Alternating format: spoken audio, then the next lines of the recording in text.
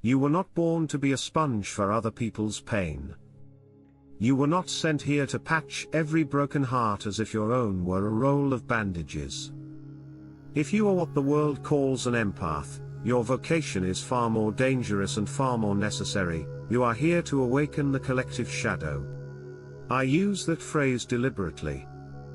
By shadow, I mean everything a person, a family, a community, a culture refuses to see in itself: anger, envy, grief, power, tenderness, need, joy, even greatness. What is pushed down doesn't disappear, it sinks into the unconscious and moves the strings from below. The empath's nervous system, sensitive as a seismograph, feels those underground tremors before anyone else admits the earth is shaking. This is not sentimental work. It is initiatory work. You have noticed it already. In one room, the air looks cheerful, the smiles are proper, the words are polite. Yet your body tightens, your breath shallows, your skin prickles with stories the mouths won't speak. You catch the split-second wince when a joke cuts too close. You feel the thud behind a compliment meant as a leash. You hear sorrow humming beneath a triumphant report. Then you doubt yourself. Maybe I'm too sensitive. No, you are properly tuned.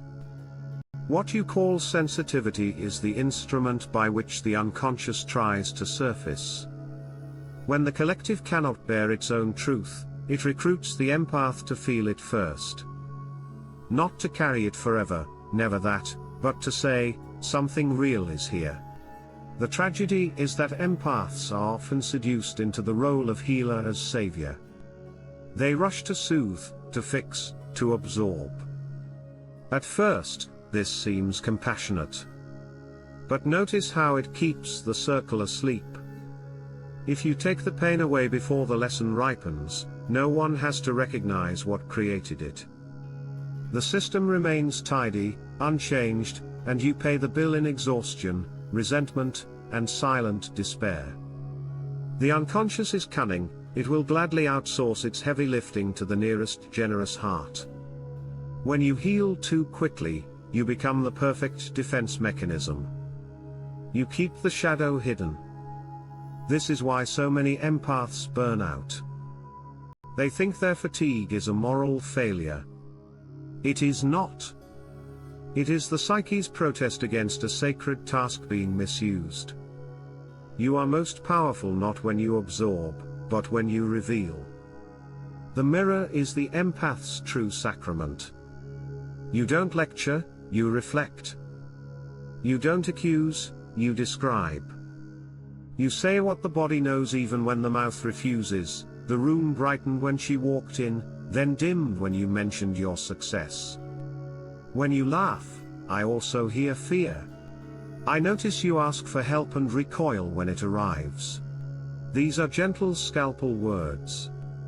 They open a space where the disowned content can breathe.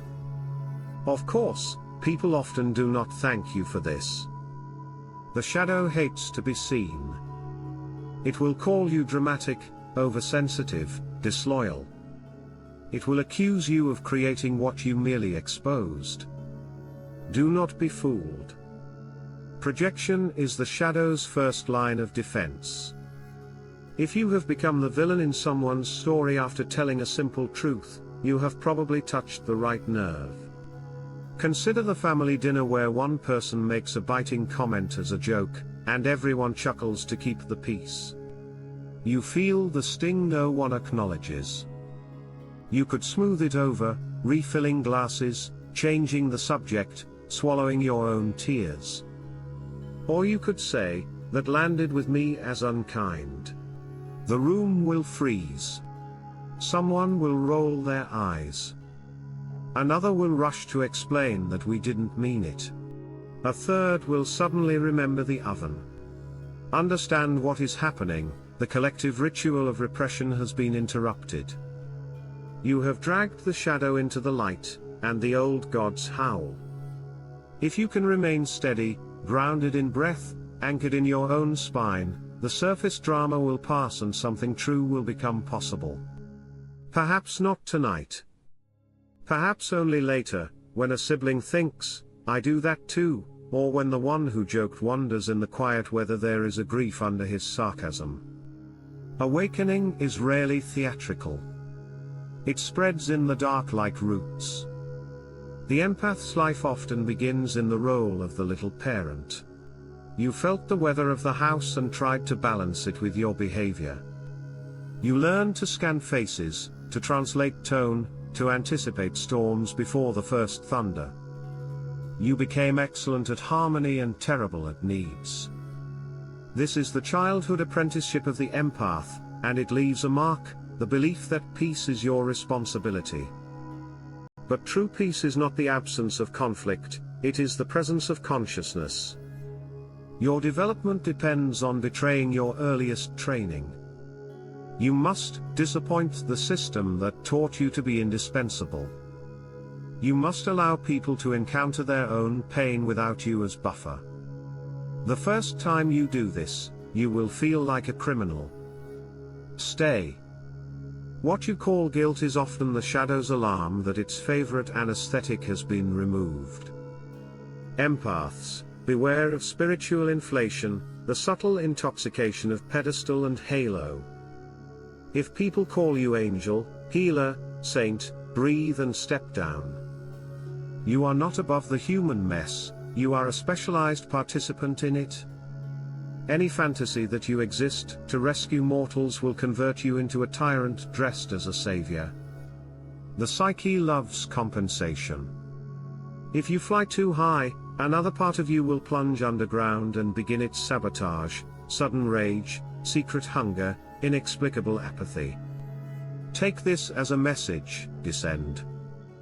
Go into your own shadow. Ask what part of you loves to be needed, fears to be ordinary, longs to be carried. Invite the figures who live below, the neglected child, the controlling rescuer, the exhausted ghost, the jealous friend. Let them speak. They carry the keys to your freedom because they guard the energy you've disowned. The drama triangle is a useful image here: rescuer, victim, persecutor. Most empaths install themselves in the rescuer's throne with the best intentions. Inevitably, they slip into victim when their efforts go unappreciated, then into persecutor when they explode after long endurance. Round and round. The way out is radical: refuse the triangle altogether. Replace rescuing with relating. Replace fixing with witnessing. Replace absorbing with alchemizing. Say, I trust you to hold your pain. I will hold my presence. I will not abandon you. I will not abandon myself. This is love that respects fate. It honors the deep law that each soul must meet its own lessons to become itself. What does it mean to awaken the collective shadow at scale? In a culture, the shadow shows up as the traits we demonize, the histories we sanitize, the griefs we ritualize only in entertainment. We celebrate productivity, and exile rest. We worship charisma and starve authenticity. We glorify violence and fear tenderness. Then we act surprised when our institutions mirror our disavowed content. The empath within a culture is the poet, the whistleblower, the comedian who tells the forbidden truth in laughter's clothing, the therapist who refuses to convert trauma into slogans, the friend who says, I love you, and this pattern is killing you. Awakening is not a hashtag. It is the slow courage to name what is there. Every time you hold a mirror without hatred, you rearrange the architecture of a room, a team, a family. Do this often enough, and cities change. You ask, but how do I survive the work? First, by discovering boundaries as a mystical technology. A boundary is not a wall, it is a shoreline where two oceans meet without drowning each other. Speak your limits as you would describe the weather: clear, neutral, non-negotiable. I'm available to listen for 30 minutes. I won't discuss this while I'm being insulted. I need a day before I respond. Practice saying no as if you were saying yes to the deeper thing: your energy, your craft, your life. If guilt arrives, seat it beside you and offer tea. Ask which ancestor taught you that love means over-functioning. Then return that storyline to the river. Your no is a drumbeat the shadow can hear. It tells the unconscious, I will not collude. Second, cultivate practices that metabolize emotion rather than store it. Dreamwork is the royal road to the unconscious because it speaks in the very language the shadow prefers: image, symbol, mood. Keep a journal by your bed. Record fragments, colors, feelings. Ask before sleep to meet the part of you that carries everyone's weight. In the morning, draw it. Name it. Ask what it needs and what it offers. Active imagination is another doorway. Sit quietly and invite the figure who troubles you, a critic, a child, a rage, a lover, to a conversation on paper. You are not inventing, you are listening. Dance what you cannot say. Walk long enough to become porous. Place your hands in earth or water until your body remembers it is wilderness, not machine. These rituals are not luxuries.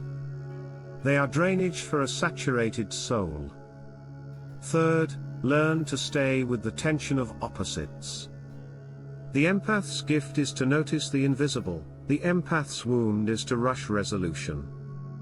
Hold contradiction until it yields a third thing. I love you, and I will not fix this for you. I am soft, and I am strong. I am terrified, and I am willing. The psyche transforms through heat and time. In alchemy, the first stage is nigredo, blackening, the collapse of old forms, the confusion, the descent. Do not panic here. Sit in the dark until your eyes learn its language. Then albedo, whitening, the clarifications, the clean water after the storm. Citrinitas, the yellowing, the dawn of new awareness. Finally rubedo, reddening, the embodied life, the blood-warm integration. Many empaths live between black and white, oscillating. Wait for the red. It is what allows you to act in the world without bleeding out. Let me tell you what happens when an empath stops rescuing and starts revealing. The friendships change. Some end with a slam, others end with a sigh. The workplace that fed on your compliance bristles at your spine and then, sometimes, softens. The body that ached without diagnosis begins to relax because it no longer has to carry what it cannot name. Creativity returns like birds to a quiet field. Humor comes back because you can laugh without betraying yourself. Desire, long exiled as dangerous, lifts her head and says, "Are we allowed to live now?" You learn that compassion is not endless availability, it is fierce clarity and warm regard. You learn that love without truth is anesthesia, and truth without love is cruelty. You begin to practice both together, imperfectly, beautifully, like a child learning to play a complex instrument. There will be relapses. Someone you adore will shatter at your boundary, and you will be tempted to rush back into the old costume. You will. Then you will feel ill in a way that has become familiar, and you will take off the costume again. Forgive the repetition. The unconscious is not impressed by slogans. It respects ritual. So build rituals of return, call a friend who honors your strength, not just your softness, go to a place where your system remembers safety, write the sentence, I am not responsible for what others refuse to learn. Breathe. Begin again. Every again thickens the new pattern until it is native. Many empaths ask, how do I know the difference between intuition and anxiety? Anxiety screams, intuition speaks. Anxiety rushes, intuition places a hand on your shoulder. Anxiety predicts catastrophe, intuition points to pattern. Anxiety demands you fix it, intuition invites you to witness it. When you cannot tell, do not decide. Walk. Wash. Sleep.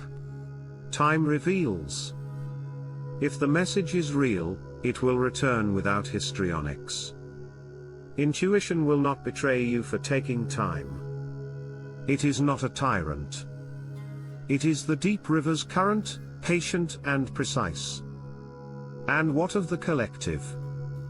How do we awaken a shadow so immense it hides in our language, our economies, our entertainment, our gods? Begin where you stand. In your family, tell the truth without making anyone less than human. In your work, question policies that require a piece of your soul at the door. In your friendships, refuse to bond through complaint, bond through courage. In your art, paint what you are afraid to see. In your prayer, ask for a spine as blessed as your heart. When you encounter disagreement, refuse the cheap victory of contempt. Stay curious. The shadow fattens on contempt. It withers under the quiet light of attention. Do not mistake awakening for aggression. You do not need to shout to be volcanic. The most disruptive sentence an empath can learn is simple: that doesn't work for me. It rearranges gravitational fields. It suggests an unthinkable possibility, that you have a life independent of others' demands, a center not for rent, a dignity that does not apologize for existing. When that sentence meets the world must decide whether it prefers your compliance to the truth you mirror. Some will choose compliance and leave. Bless them. Some will choose truth and grow. Stay close to those. Build circles of reciprocal presence, where each person tends their own garden and offers what blooms. This is how communities immune to manipulation are made. I will tell you a final secret: the collective shadow does not awaken all at once. It wakes the way a forest wakes at dawn, first one bird, then another, then a chorus, then a wind moving through everything. You are not the dawn itself, you are one bird. Sing your piece faithfully. When you tire, another will sing. When you doubt, listen for the ones you cannot see. This is not optimism, it is ecology. In any true system, health spreads. So, if you are an empath, let this be your reorientation. You are not here to be a bottomless well for others to draw from. You are here to be a clear lake in which truths recognize themselves. Your sensitivity is not a burden, it is a lantern held over the threshold between what we know and what we refuse to know. When you hold it high, some will curse the light. Some will shield their eyes. Some will gather near and say, I thought I was alone. And you will answer, you never were. Then, together, you will step into the work that matters, not the soothing of symptoms, but the integration of what we have cast out. This is how people become whole. This is how families stop repeating their tragedies. This is how cultures remember their souls. Your task is not to heal the world into comfort, it is to love the world into consciousness. The first sounds softer, the second is truer. To love someone into consciousness is to honor their freedom so fiercely that you refuse to rob them of their necessary pain. It is to accompany them to the edge of their own depths and wait while they descend. It is to celebrate their return without claiming the credit. It is to let your presence be both mirror and fire, reflecting what is and warming what could be. Do this, and you will discover something astonishing: the more you awaken the shadow, the less you carry it. The work liberates the worker. The lantern brightens the one who lifts it. And step by step, Room by room, life by life, a sleeping house begins to stir.